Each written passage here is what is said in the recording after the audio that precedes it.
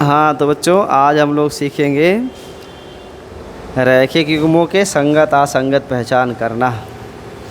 सबसे पहले कल मैंने आप लोगों को जो बताया था उसी को बता देते हैं एक बार और, पर प्रश्न के द्वारा ही बताएंगे। जैसे दूसरे का पहला प्रश्न है, एक रेखा युग्म दिया है 5x - 4y + 8 = 0 एंड दूसरी जो रेखा दी गई है वो है 7x और +6y - 9 = 0। प्रश्न है कि अनुपातों A1 A2 B1 B2 C1 C2 की तुलना करके ज्ञात कीजिए कि निम्न समीकरण युग्म द्वारा निरूपित रेखाएं एक बिंदु पर परिच्छेद करती हैं, समांतर हैं या समपाती हैं। यह हमें जानकारी लेना है। तो चेक करते हैं। हमें पहले गुणांकों को निकालना होगा। पहले समीकरण से जो गुणांक A1 है उसकी वैल्यू 5 है। A1 5, A2 7, B1 -4, B2 6, C1 8, C2 9। हम अनुपातों को ज्ञात करेंगे। A1/A2 ये 5/7 आएगा। फिर B1/B2 ये -4/6 सॉल्व कर लेंगे थोड़ा सा और, तो 2/3 आ जाएगा। फिर C1/C2 8/9 यानी -9 8/9 आ जाएगा। क्या इन तीनों में कोई बराबर है आपस में? A1/A2 is not equal to B1/B2 is not equal to C1/C2। तो ऐसे में हम कहेंगे कि ये रेखाएं प्रतिच्छेदी होंगी। रेखाएं प्रतिच्छेद करेंगी और अद्वितीय हल प्राप्त होगा। अद्वितीय हल प्राप्त होगा। अगला प्रश्न देखते हैं मित्रों। अद्वितीय का मतलब केवल और केवल एक ही सलूशन मिलेगा। इसके बाद तीसरा प्रश्न है। तीसरे में कह रहा है अनुपातों A1 A2 B1 B2 C1 C2 की तुलना करके ज्ञात कीजिए निम्नलिखित तरह के समीकरणों युग्मों में से कौन सा संगत है, कौन सा असंगत है। तो हमें पहचानना है संगत और असंगत। अब देखो बच्चों, संगत और असंगत की शर्त ये है कि अगर अनुपात A1/A2 बराबर ना हो B1/B2 के तो ये होगा संगत, और अगर A1/A2 का मान B1/B2 के बराबर आ जाए तो वो होगा असंगत। ठीक है, तो ये संगत असंगत की पहचान है। पहले प्रश्न को लेके हम समझा देते हैं आपको। 3x + 2y = 5 और 2x - 3y = 7।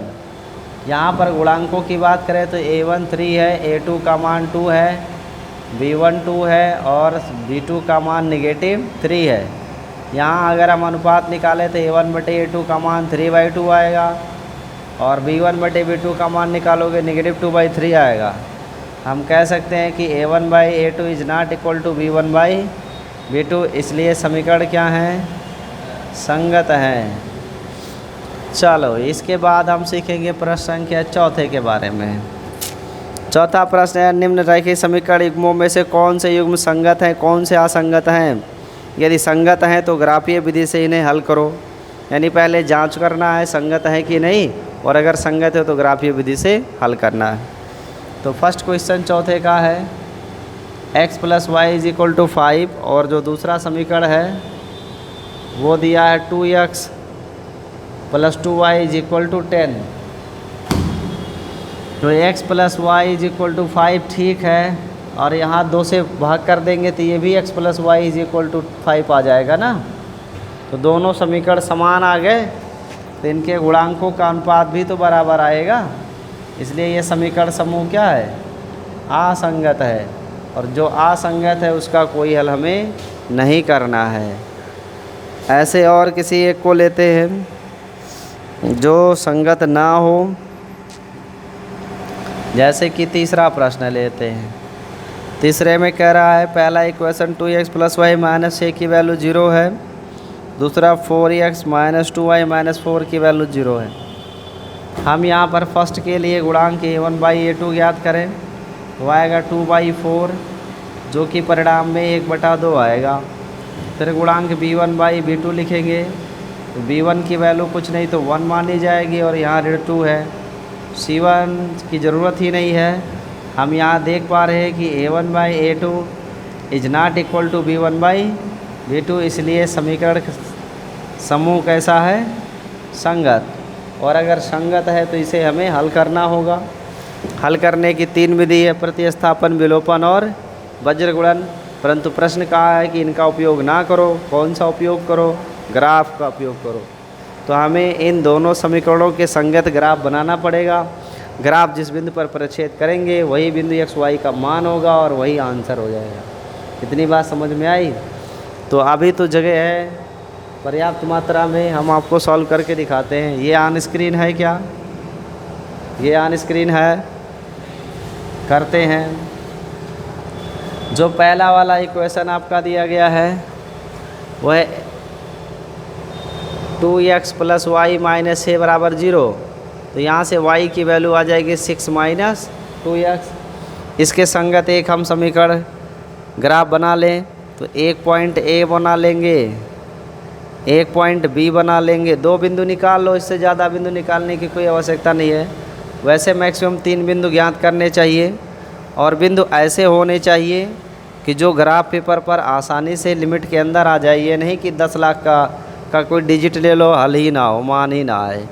तो ये x और ये y है और ये x कामा y है।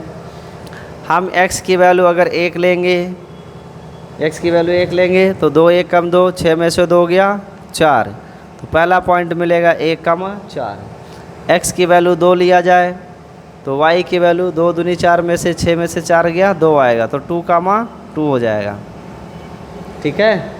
x की वैल्यू अगर 3 ली जाए तो y की वैल्यू यहाँ भी 6, यहाँ भी 6, 6 माइनस 6 की वैल्यू 0, 3 कामा 0 आ जाएगी। तो ये तो पहला हो गया। फिर ऐसे दूसरा वाला समीकरण जो दिया उसके लिए हम टेबल बनाएंगे।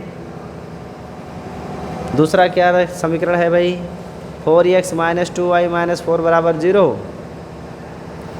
4x माइनस 2y माइनस 4 की वैल्यू 0 है, यही है ना।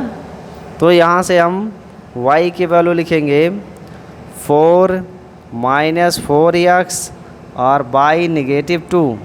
इसे और अधिक सॉल्व करोगे तो 2 से कॉमन करके कट कर देंगे, तो यह आ जाएगा ऋण 2 और धन x। ऐसे 2 दूनी 4, 2 दूनी 4, यहाँ भी 2 आएगा पर धन में आएगा। अब इसके लिए हम टेबल बनाएं,